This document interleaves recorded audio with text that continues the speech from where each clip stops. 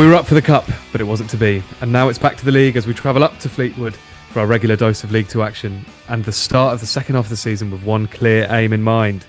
Welcome along then to the preview show. I'm Julian Roberts. I'm joined by Jack Swindlehurst. Jack, it feels like it's been a long time since we've done a regular Thursday preview for a league game. How about that? Because I just remembered that there was one last week. I totally lost track of the schedule over the Christmas period. Yeah, it was. It's nice to be back. Normal service resumed. You've got rid of that horrible good streak, and we can now focus on their promotion and promotion only. That's my first question. I've got to say, I think you've been slightly hard done by. Casper was livid with you and Jord, and the first thing I saw when I went to listen to the preview show for the Birmingham game was a comment on Spotify saying that's the worst take I've ever heard, which is brilliant. I actually went back and rewound it, and I thought you were misquoted slightly. Well, also it was the pair of us. I think Jordan kind of presented the idea, and then I kind of jumped on and agreed. In principle, I suppose, but there were certain caveats to it, and there was. I think you phrased it better than just "I hope we lose to ruin the unbeaten streak," which is how I'd read it from all the comments. It was a bit more like, "If we lose, it's to a championship team in the cup."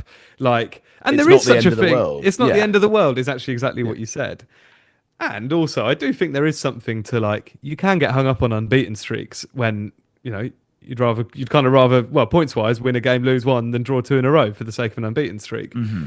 I know that's not how the players are thinking, and that wasn't even really the point you were making. But how do you feel? Go on, have your say here, because you're getting slaughtered from WhatsApp groups around the county, I imagine. I know. I've got some pelters. I've got in-person pelters. I've had messages. I've had rocks thrown through my window. It's been an awful week. But no, I think the performance was a good one. And it's as we said, it's one of those. It's a bit of a free hit in the cup against a team like that. Ultimately, we fell a bit short, and they were good. They showed their strength in depth. So I think you put on a good performance, and I don't want to be the little plucky losers against a much bigger club. But we did put on a really good performance against a team who are much better than us now, and we were in the same league. Very recently, but of course, things change very quickly, and they've got a lot of money. They've got internationals, starting for their second string team, which kind of seems bonkers. So, yeah, we put on a good performance. It wasn't to be, and yeah, it's a shame really. But now we can focus on the league, use all those cliches, look forward, start the new year as we mean to go on, and push for promotion now. I meant the take specifically, but yeah, you can answer that question as well. Cool. Right. That was quite a long answer. No. Answer. I mean, that was my next question. So you've gone a step ahead. Don't worry, I'll let you forget the take. And for that to be the worst take on Under the Abbey Stand, there's been some bad takes on this show over the years, and there will be worse takes to come. So don't worry, I'm sure one of us will outdo you soon. I don't believe that that's in the top five or the bottom five. And I'm not going to, delve back into history too much, but there's been some absolutely shocking ones from myself included. You might occupy the top three. My hot take for this season was that we'd have 5 different own goal scorers, I think. And I don't think we've scored an own goal all season, have we? Don't think so, no. Not off the top of my head, at least. We haven't conceded many goals. We've only conceded 18 goals. So yeah. I've made some shocking ones, and that was taken out of context a little bit, but yeah, I don't mind taking the L on that one. Well, if you could direct all your abuse to jackswindlehurst@gmail.com, then that would be ideal, because I can't be asked to look at it. Look, you make a good point about the Birmingham game. I think the lads covered it really well. I thought what was a really good point that the lads made on the review show to the game was, if you're 15th in the league and you've kind of got nothing to play for at either end, really, you're kind of in there's no stakes to your season in the league, then it's a much more kind of depressing result. Not because of it being Birmingham, because you're playing a team in the Championship 2 divisions apart. They've got a striker going to go to the World Cup with Japan, worth £10 million about less than a year ago, I think. There's a clear difference in quality, but to be kind of that close, if you had nothing then for the whole second half of the season to kind of look forward to or to be invested in, you would kind of think season over. And I think that's the big thing, that we're kind of in the luxury position where we've got so much to play for. Like it's quite exciting going back to league action in a way. And you look at the next fixtures and go, oh, there's a lot of opportunity here. And so you can kind of just put it behind you, like you say, and go, no, nothing to be ashamed of there. I think the nature of the performance as well was really good because I think, it's easy to lie down against teams like that. It's easy for your head to drop. And also, to go 3-0 down and then to come back into it shows good character. We've been guilty in recent years of just having no kind of backbone and folding when we go behind. And we've lost that this season and we've really kind of turned it around. It's just nice to see us put on a really good performance. And I think a lot of people, you never go away happy after a defeat, but there were positives to take from that. And I think, Harris has got these players playing in a style that is really working for us and has kind of got the attitude sorted. I think he's got the mentality back and now there's, the right attitude in games. No opponent is too big for us and not to let heads drop if we do go behind. And certainly it's just a different kind of Cambridge United than we've seen in past seasons. I quite rated Harris's post-match on that exact point where he said, the quote is something like, I haven't got it up in front of me, but it's something like, it's a pat on the back, but like, if I want to take this club forward, that isn't the standard type of thing. It's this whole mentality of like, we don't need to act like, I guess it's the right type of underdog, but without kind of underselling yourself as a football club. And he kind of says, if I want to grow this football club, which is quite an interesting turn of phrase when talking about losing to a championship side in the FA Cup. But yeah, no, I think you're right. I don't want to simplify it to this because it's not as simple as this. And I also don't want to scapegoat Rossi like this. But if Kerr Watts is playing centre-half, if Kerr Watts isn't suspended or Michael Morrison's fit, I don't know if we lose that game, at least in normal time. And I think it's not like we were consistently knocking on the door throughout the entire game, but you're so right to stay in it and to go into injury time with still in the game. Yeah. Says a lot about the character of the side for sure. A couple of things before we come on to Fleetwood. One thing that I think we haven't discussed yet is Harris being nominated for Manager of the Month for December. Deserves to win it for you? I mean, I don't have the other contenders up in front of me, but I'll get them up while you speak. Yeah, I think December was really good. We went into it as a podcast kind of saying how difficult it looked and it's always a tricky time of year, especially with injuries. And I think we went into it with the right kind of mindset and we came out of it with a good points tally. I think, we looked at it and we all kind of threw out, what points tally we'd be happy with. And I think we've all met that, met or exceeded that. I think, quite a few draws in there, but, making yourself difficult to beat is a really positive thing. And yeah, I just think we've conducted ourselves really well in that, making our defence tighter as well. A couple of clean sheets in there is really useful. And it's all just positive stuff, really, to go unbeaten in the month of December at any level is really good. And you can't kind of underestimate how important it is for the season. I've said it a few times at this point in the season, December and then January with the transfer window and, going past the halfway point of the season is such an important time. And we've spoken about needing I think Tom Walker first said it, where if you get 2 solid 10-game runs in a season in this league, you can be right up there and challenging for promotion. And I think we're right in the midst of one of those now. And I think it's really important that we've done well in December. So I think Harris deserves a massive amount of credit. I think, as I said earlier, he's got this attitude and mindset sorted, and he's got high standards as well. I think for quite a few years, the Cambridge United bar has been very low, and I think people have kind of been allowed to kind of just not do the bare minimum. I don't think that's fair, but I think there's been a kind of culture where it's, don't be too hard on the players. And I think he instills, a bit more kind of enforcement there, but in a really kind of positive way. And I just think, yeah, he's walking the walk after coming back in. It was, going to be a tough gig for him to win some people over, but I'm pretty sure there's a very large percentage of Cambridge United fans that are very happy that we've got Neil Harris in charge. And I think what's amazing about it, we've spoken about it a few times, is the thing I didn't expect him to be was adaptable. I didn't think that's what I'd be complimenting him for. And we've seen that since that Notts County game. There's a piece coming out on the website which I put together, which kind of looks at that Notts County game and kind of it as a turning point, not specifically, or trying to figure out what's changed in that time. And the answer actually kind of isn't a lot. If anything, we're a better side going forward. The answer is probably he's just embedded in the squad. He's getting to know the players better. He's learning about them as humans, them as footballers, all this sort of stuff. And just over time, the results kind of reflect that. And but I think that's the impressive thing about Harris. That Notts County game, there was some people genuinely starting to turn their heads on Harris. There was a couple of shouts of Harris out, a couple of Only a couple of little murmurings, but it was the first little things where it was one of the only games this season we've really laid down and like not really shown anything that game. And since then, it shows the experience of Harris as well to like what he's done in that time. I just looked at the other managers he's up against for December. It's Steve Cotterill at Cheltenham, Carl Robinson at Salford, and Andy Woodman at Bromley. And I just thought, oh yeah, Bromley have done well recently. I hadn't quite clocked how well they've won every single game in December. So I imagine he's got that one sewn up. Not just that, I looked further back. They've only lost one league game since the start of November, and they've won every single other game. That's incredible. That's outrageous. The last time they'd lost a league game was against us. Wow. No, sorry, they lost to Walsall in that time. Sorry. Okay.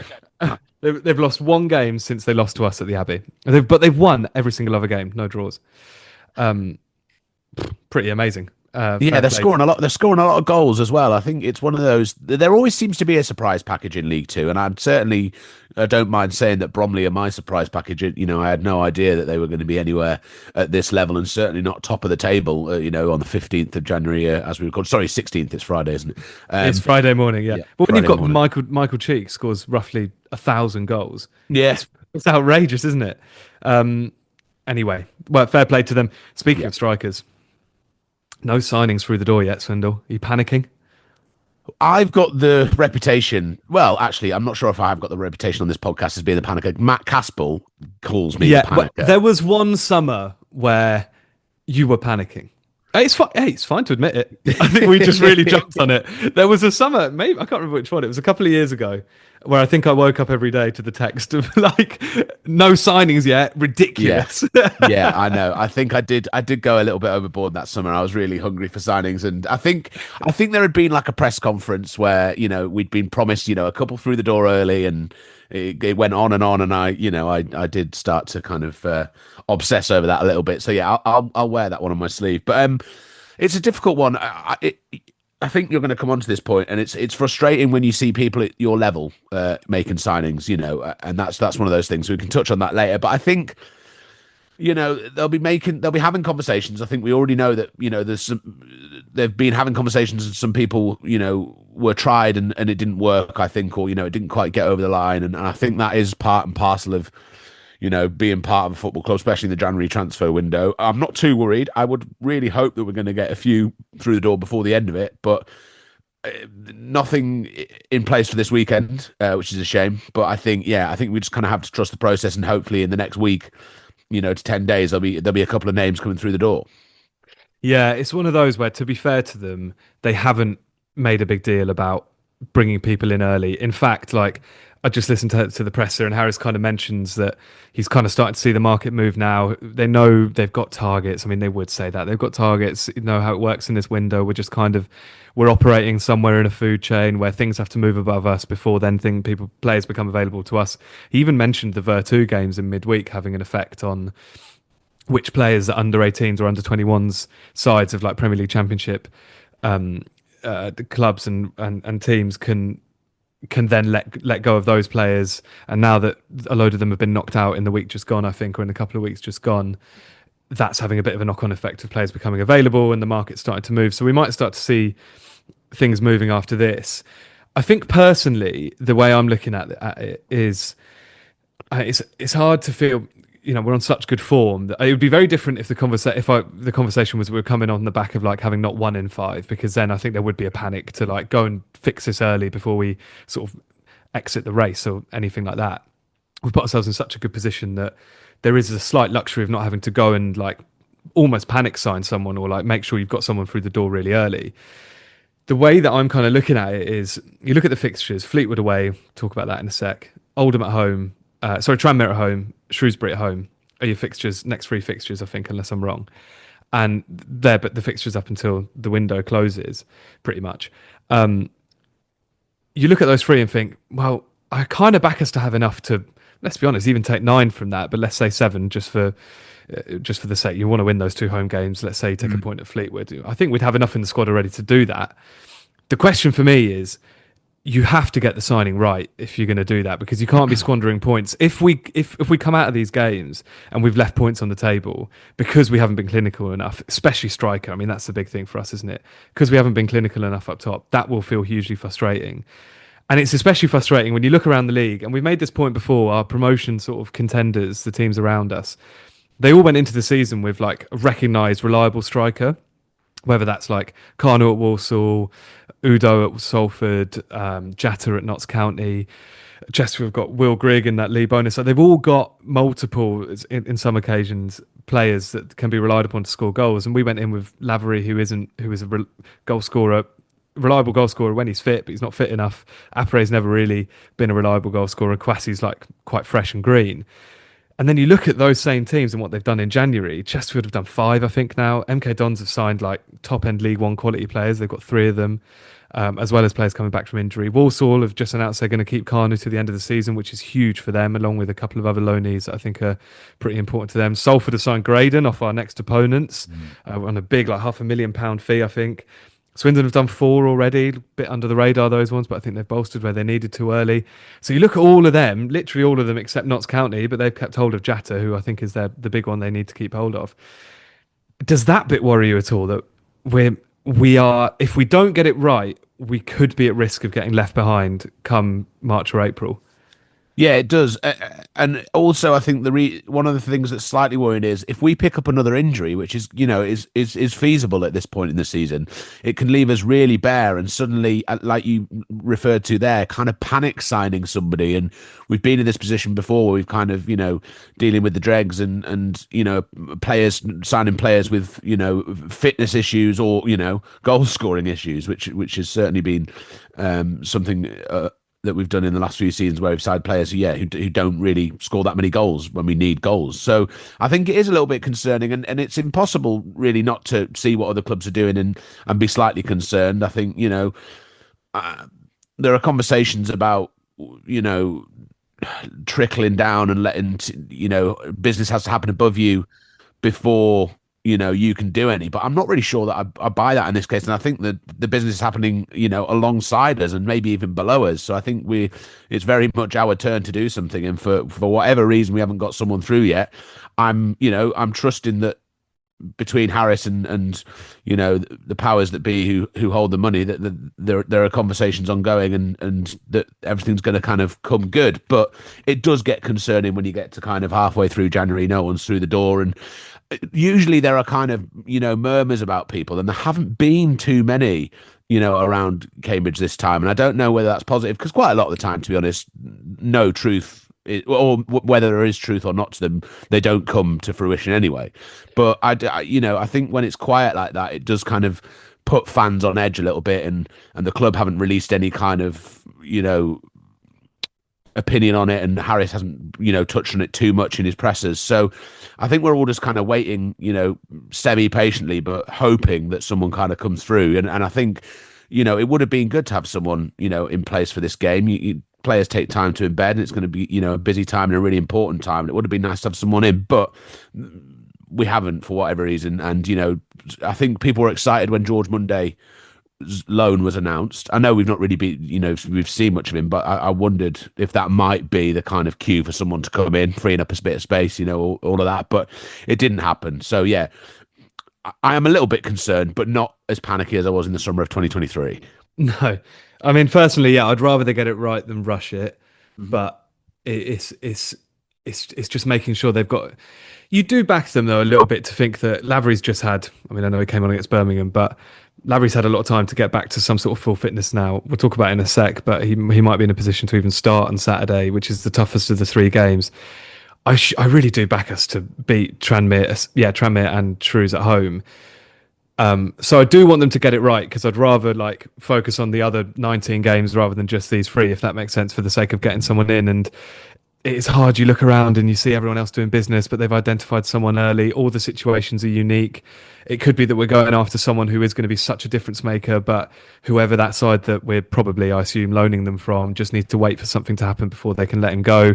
But you're right about Monday. That seemed like the sign, because we're also part of this chain where we probably don't want to let him go unless we're guaranteed that we're going to bolster our striking options, even though he's only a bench player. it still makes a difference. You know, if, like you say, a couple of injuries, still a striker. Like he can still play there. So maybe you never know. Maybe something fell through. So yeah, it's an interesting one. The only one there has been rumours about is obviously Paul Mullin, but we'll just have to see. We'll just have to see. I'm not sure that's going to happen. Let's be clear. It feels like, to be honest, this will be a nice segue. I think where he's more likely to end up is Fleetwood, who have just got rid of their striker, Graydon, up in the northwest. Got a bit of cash. Seems like it's kind of built for him. Let's start the preview of that game with a preview from our friend of the pod, Knappers. Right, the news fans, I'm joined by Knappers to look ahead to the game on Saturday up at Fleetwood. Obviously a 2-1 win for the U's at the Abbey, going up, making the long trip, I guess, up north. Seems like a difficult start to the year for Fleetwood, but yeah, talk me through it, mate. How's it all been going so far this season? Up and down, plenty of bumps, plenty of ups, plenty of downs. It almost feels like it's been same old of Fleetwood. Can never really build too much momentum, never too much of a downward spiral. I don't think they've lost back-to-back league games yet, which is a positive. But I think they've only won back-to-back league games a couple of times, and they've only done that, I think, 5 times across, 8. You're looking at a season and a half now over that, across being in League Two, for a side that, as a football club, come out and say they want to challenge for the playoffs, which I still have many doubts about. Around September, October, we started to get better, put a really good home record together. We went 13 unbeaten. I think we'd only lost 1 in 17, 1 in 18 at home. Lost to Grimsby, which was actually our last league game. A couple of cup games, a postponement, and it feels everything that was there a month or so ago when they beat Gillingham 4 weeks on Saturday ago. Since then, they have only played, I think, 3 league games, Tranmere, Salford and Grimsby, where they haven't scored in, and they've lost Ryan Graydon. They've gone out of 2 cup competitions, and it just feels the mood has changed a little bit, from a positive one to a believing one to a same old, and I think that's an issue right now, because I think the mentality of the supporters has definitely changed within the last month. Yeah, I guess those sort of results will do that. That was a question I was going to ask, really. I guess Graydon was maybe been one of the headlines. I mean, he was, perhaps one of the standouts at the Abbey. Certainly from our perspective, anyway. I mean, I guess firstly, like, what's your take on the transfer? Because it seems to be quite a big fee for someone who's coming to the end of their contract, but at the same time, I guess for you guys, probably a big hole has been left. Yeah, first off, nothing against the player. There'll be snides at Ryan Graydon leaving for Salford City, who he's gone to a team in our league. Has he gone to a team bigger than Fleetwood Town? He hasn't. But he's gone to a team with a bit more ambition, I would say, to get out of the league, a bit more urgency. They've got a bit more finances behind them these days. Not saying Fleetwood have been... They haven't been exactly short of cash over the years. I'm not going to shy away from that. But right now, Salford City is a bit more of an attractive offer in that terms. He's had a good contract there, I believe. His wage would have definitely, significantly have gone up, I would imagine. So nothing against the player. I always try and put myself in how I would feel. I've got no loyalty to Fleetwood Town if I was a player. You want to go and get the best contract you can. The deal, nothing against the deal. It's a great deal for the football club. I believe it's in around the $500,000 mark for a player that's got 4 months, 5 months left of the contract. Nothing against that either. Can see it. My biggest gripe is him not getting replaced. That is I cannot understand in January when you're 6 points off of the playoffs. It's perfectly doable. All you've got to go and do is go and get, 40 points between now and the end of the year. That's more than doable to get into the playoffs, and a goal scorer. And you've got, say, 500-600 grand, including wages. 400 of that goes back into the football club. The other 200 goes back into the pot to spend on a striker.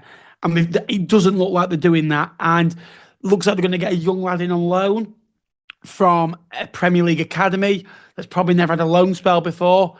For me, that is season done, season dusted, and you go again next year. I feel Fleetwood are in a better place than they were last year. it just feels frustrating because we had a good partnership with Ched Evans and Ryan Graydon up front. He was the different striker to everyone else. He had pace, he had agility, he had power, he could score goals. And without him, we're a completely different team. And I'm worried. And for me, I think he's a difference between finishing 15th and 7th. And people will look at the fee. That 500 grand is the difference between Fleetwood spending another year in League Two and challenging for promotion to League One. And I think that money is just going to go back into another season of consolidation in League Two, unfortunately. Yeah, it can certainly be, and it seems like it seemed like a pretty big deal, I guess, in the context of the league. I guess just moving slightly ahead to towards Saturday then, and I guess just starting with the team and sort of how it all looks. So obviously Pete Wild's been in charge now, I think for a little over a year. I mean, firstly, how have you sort of been rating the job that he's done, and how should we expect Fleetwood to look on Saturday? Yeah, he's done a solid enough job. He took over the football club when they just hit a bit of a lull, I would say, under Charlie Adam. He started the season well. He struggled, did Charlie Adam, in League One. The football club did, and it was a hard reset. I wasn't a believer that Charlie Adam should have been sacked. I think he should have been given at least another 3 or 4 games, but the harsh reality of football, 1 win in 13, you're potted, and Pete came in, and it wasn't like a crisis management when, say, Neil Harris came into Cambridge and you've got to go and transform the football club. They were 15th, 16th, somewhere like that in the division. And he came in and got a few results, to be fair, early on. The football wasn't pretty. And this season, he's put a few of his own lads in. Look, a better team because they've got more experience in the team now. They look more like a Pete Wild side. The football's not great at times. I have to question it at times, but it's 4th division football. What do you expect? And results-wise, they've been hit and miss. Injuries don't help that. I think it's 2 or 3 players short of that.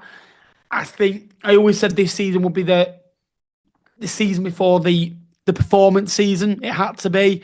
I think next season, if we're still in this position in a year's time, I'd probably look at changing manager, if I'm honest with you, if we've not progressed over a 2-year scale. But overall, he's doing okay. I think that there needs to be a bit more of a plan B. I think it's 3-5-2 or 3-4-1. I think that there needs to be a bit more of a resolution to go to a back 4 at times when you're struggling to get players in the team. But I think it's been an up and down season. I think where we are probably reflects the performances. Yeah, that's fair enough. And we also just talked about Graydon moving on. Obviously, still work to be done. Of course, it's not all about him. Who are the ones to watch now then? I think Jordan Davis is one that I'll always say. He'll shoot from everywhere. He'll have at least, if he starts, he'll have 2 shots or more from outside the box. Set pieces, he's very deadly. You have to really see Jordan Davis from set pieces, but I think he's popped up with 4 goals already. Will Davis, goals will tell you he's a threat, but he's not scored for 3 months, which is a big worry. And I think he scored 2 in his last 25 games, which is a massive worry from him coming in from the non-league. After that, we don't really have many standout players. That is my worry, and I don't think Cambridge have that main man. I think they've got 7 or 8 very decent players that can hurt you, that can have their day, that can go and score the winner.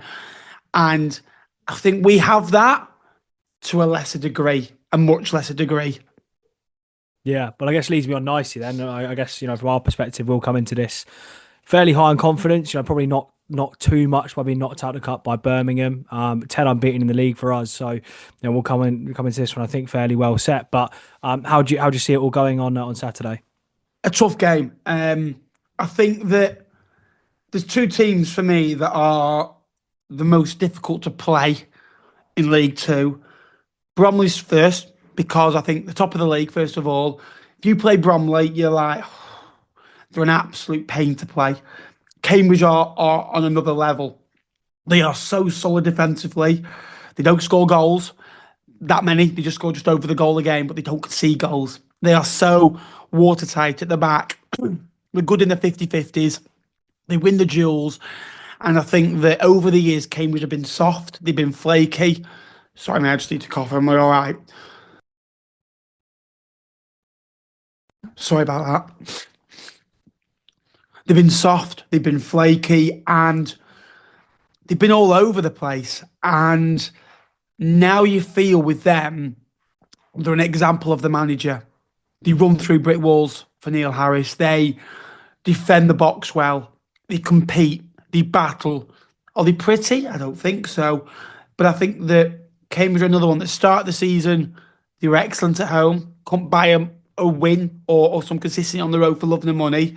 But now the away form is, you got a couple of wins away recently. I think you beat Chesterfield, another one. You've not been that bad away. But your home form is very, very good. But away from home, you can maybe get at you a little bit. But yeah, I expect a really, really tough counter. Typical fourth game of football. And yeah, I think Cambridge will definitely be in and around the playoffs because of how tight defensive they are. My only worry is if I think it will happen at some stage when the odd shot deflects into the goal or something just goes against you, the rub of the green. Have Cambridge got enough to go and score 2, 3, 4? That'll be my over a long term, because you see a lot of teams being good defensively and it can't quite last over a 46-game season. But I think that Cambridge will be more than okay. Yeah, well, good to hear. And yeah, it seems like it's going okay at the moment. So I guess from our perspective, long may that continue. And if I had to push you for a prediction for Saturday, how'd you see it going? I think it'll be very tight. I think it'll be scrappy. Fleetwood need a win. They've not won in 5 in all competitions. Cambridge, they're doing really well lately. They're on a really good unbeaten run, aren't they? Since that, was it Notts County lost away at late October. A lot of clean sheets in there, especially on the road. Obviously, a defeat to Birmingham in the FA Cup League, and then in terms of that unbeaten run. I think it'll be 1-1. I think if we could score, it'd be brilliant. But yeah, we lack goals at the minute, and I think that whoever wins it, it'll be very tight. And I think it'll be 1-1 or 2-1 at max. But I'll go for a draw. Well, we'll see how it goes. Well, thanks so much for joining us, Knappers, as always, and yeah, all the best for the rest of the season. Thanks, mate. Thanks very much, Knappers. Always great to have you on the show. Swindle, we've mentioned it a couple of times. They've sold their main goal threat, Graydon, top scorer for them with 8 goals. They've not won in 5. They lost 4 of those, not scored in any of those. No, they've scored 1 goal. They didn't score in any of in the losses, I think. Is it a good time to play them? Yeah, good a time as any. I think you never really know with someone like Fleetwood. They're kind of in that weird nothing position in the middle of the league, in different form, and yeah, a bit of an unknown entity really. I think, like you say, losing Graydon will be big for them, but they've scored more goals than we have this season, but conceded a hatful more. So I think it could easily be one of those quite tough games. Both teams score and won by a goal. So yeah, difficult to see how the game will go, but I think they have been struggling of late. They'll be gutted by the last game, 89th minute winner for Grimsby in that one at home. So their home form had actually been quite good, but then lost that game to Grimsby. So yeah, they actually haven't played in the league since the 1st of January because of 2 postponements. So yeah, interesting to see what sort of Fleetwood team we encounter, because yeah, they had an FA Cup loss at Port Vale, but yeah, the 4th and the 10th were both cancelled, so they haven't seen league action since that 1-0 loss on New Year's Day. So yeah, it'll be 16 days after their last league game, which will feel quite strange for them. So a lot can happen in that time, and like you say, losing Graydon, but interesting to see what sort of team turns up. I mean, that's the same position we're in, though, isn't it? Yeah. So yeah, they've had that extra game actually, which is a good point in the whatever you call it, the Ver 2, which is the game in which they scored, by the way. So they have scored 1 goal in the last 5. Yeah, they are an interesting side. It's one of those games. There's that on one hand. You probably think we should have enough to beat them, especially the type of form we're in, or at least were in last time we played in the league. Hopefully we're still carrying some of that momentum. That Birmingham game's hopefully not like we haven't lost it. Better than losing 3. If you lose 3-0, you come out of it maybe like a bit battered and bruised type thing, but you come out of it 3-2, and I think you can still carry a bit of that momentum into it.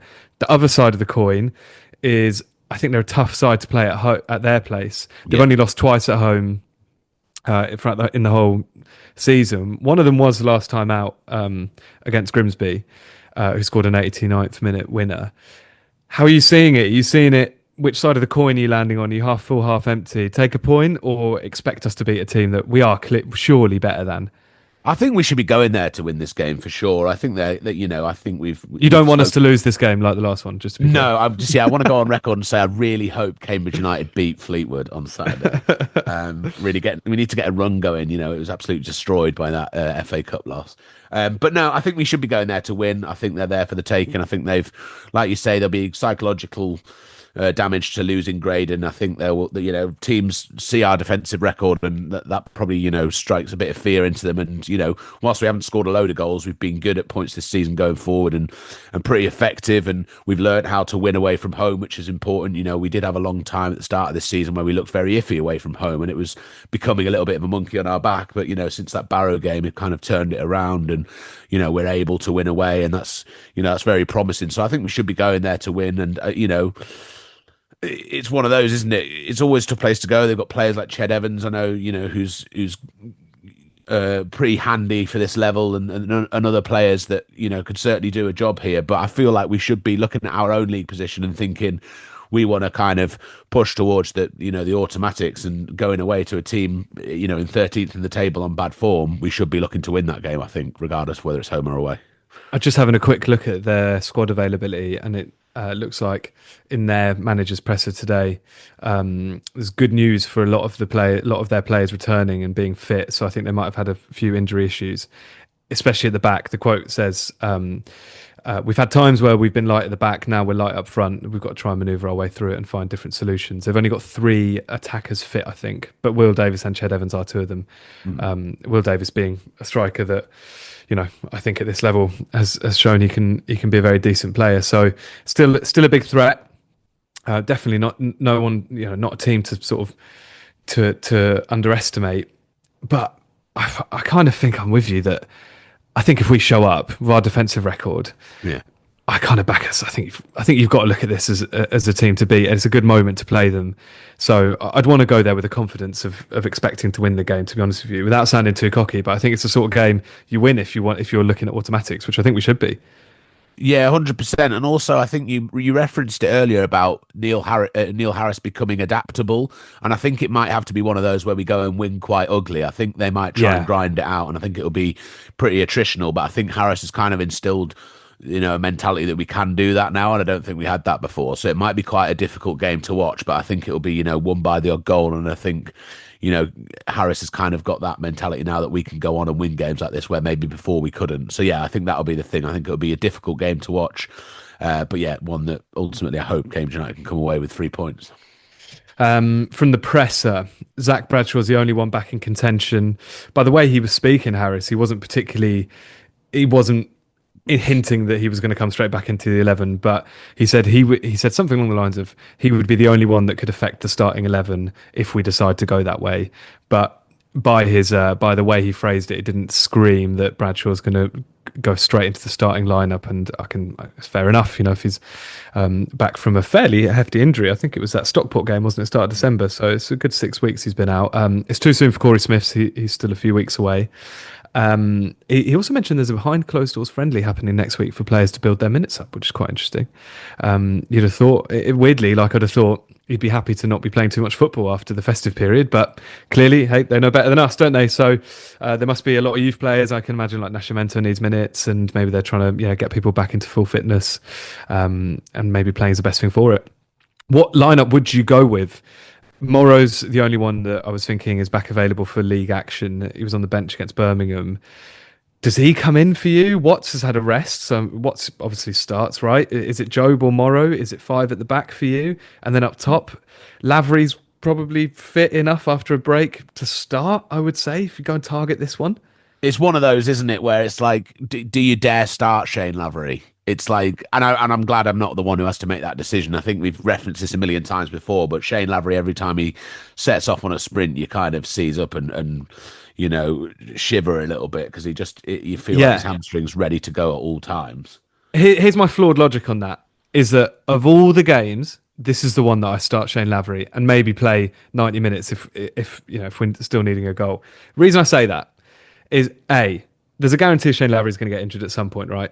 Yeah. I'd almost rather he gets injured now, because it's going to force the club to go and get another striker or make sure that we've got enough strikers available than the 7th of February. It's so classic Cambridge United to do exactly what we did in the summer. Put a bit of faith in Shane Lavery to not get injured, and then first game after the window closes in February, he goes and does his hammy for another 10 weeks. So I kind of think in the toughest of these 3 games that we've got in January left, start your best striker go and win the game at Fleetwood. You've got you've got one bad side in Shrewsbury on the Tuesday, and the Saturday you've got Tranmere, who I think are a little bit resurgent, but not like anything to be worried about, especially with our home form. And back that like maybe Appere starts that one, and then Lavery can come off the bench if needed. So it kind of like feels like the game to go and like give Lavery the incentive. Like the other thing with Lavery is Tom made this point on the review pod, which I thought was a really good one. Was I'm not doubting Lavery's quality, because of all the things to doubt in this squad, Lavery's quality isn't the one.